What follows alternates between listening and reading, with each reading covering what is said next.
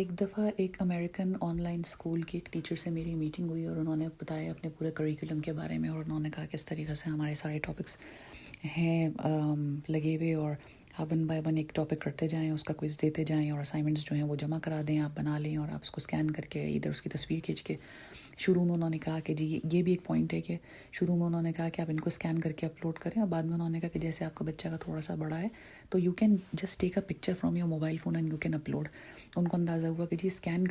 کرنا شاید بچے کے لیے تھوڑا ڈیفیکلٹ اس پوائنٹ آف ویو سے ہو جاتا ہے کہ سم ٹائمز مارجن باؤنڈریز خراب ہو جاتی ہیں، کسی بڑے کی ضرورت پڑتی ہے تو آپ سمپل موبائل سے تصویر کھینچیں اسائنمنٹ کی اور اپلوڈ کر دیں، سسٹم کو آسان بنا لیا۔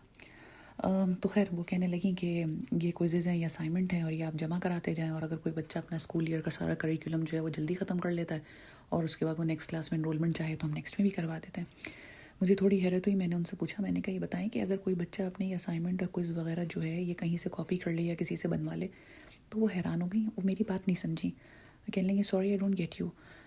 تو میں نے ان کو کہا کہ اگر کوئی بچہ اپنا اسائنمنٹ کسی اور سے بنوا کر لاتا ہے تو ان کو یہ سمجھ میں آیا کہ شاید انٹرنیٹ سے کاپی کر لیتا ہے، تو کہنے لگی کہ ہمارے یہاں پلیجرزم کے لیے تو ڈیٹیکٹرز لگے ہوئے ہیں کہ اگر آپ کوئی چیز بالکل ہی جا کے ویکیپیڈیا سے کاپی کر کے اور لگا دیں، لیکن زیادہ تر کام جو تھا ان کا وہ ہاتھ سے کرنے کا تھا، کمپیوٹر پر ٹائپنگ کم تھی۔ یہ میں آپ کو 7-8 سال پہلے کی بات بتا رہی ہوں، اب تو سب کچھ کمپیوٹر پہ ہی ہوتا ہے۔ تو انہوں نے کہا کہ نہیں ڈائیگرامز وغیرہ جو بچے کو بنانی ہوں گے تو ظاہر ہے کہ وہ ہاتھ سے بنائے گا، اب تو خیر وہ بھی چیزیں ڈائیگرامز وغیرہ بھی بن جاتی ہیں، اور یہ ظاہر ہے میں چھوٹی کلاس کے بارے میں بتا رہی ہوں۔ تو انہوں نے کہا کہ وہ تو ہم ڈیٹیکٹ کر لیتے ہیں کہ کاپی ہوا مٹیریل نہ ہو، لیکن ویسے کہنے لگیں کہ مجھے نہیں سمجھ میں آئی یہ بات کہ ایسا کیوں ہوگا کہ کوئی پیرنٹس جو ہیں وہ اپنے بچے کو اتنے مہنگے اسکول کے اندر ایڈمٹ کروائیں اور اس کی فیس بھی دیں، اور اس کے بعد وہ بچہ وہاں سے کچھ سیکھے بھی نہیں، پھر وہ اماں ابا کسی سے کہہ کے یا وہ بچہ کسی سے کہہ کے اپنا اسائنمنٹ بنا لے یا ہوم ورک اچھا لے لے، تو اس طریقے سے تو اگر اس بچے کے فرض کر لیں کہ ٹیچر کو اندازہ نہیں ہوا، ویسے تو انہوں نے کہا کہ ہمیں پتہ چل جاتا ہے کہ ایک بچہ جو کہ پڑھائی میں اچھا نہیں ہے لیکن ہوم ورک بہت اچھا کر کے لا رہا ہے یا اسائنمنٹ بہت اچھا کر کے لا رہا ہے، لیکن کہنے لگیں کہ یہ بہت ہی ان کامن بات ہے کہ ایسا کبھی ہو، کیونکہ جب ایک بچہ نہیں پڑھتا تو اس کے پیرنٹس تو آ کے اسکول والے سے پوچھیں گے، کیونکہ اسکول والوں کی ذمہ داری ہے اس کو پڑھانا۔ ایسا وہ کون سے بے وقوف پیرنٹس ہوں گے جو ایسا کریں گے کہ وہ اپنے بچے کو ایک مہنگے اسکول میں ڈال کے اس کی زیادہ فیس دے کے اس کا ہوم ورک اور اسائنمنٹ خود بنائے؟ کیوں بنائے؟ ان کی یہ بات سمجھ میں نہیں آئی،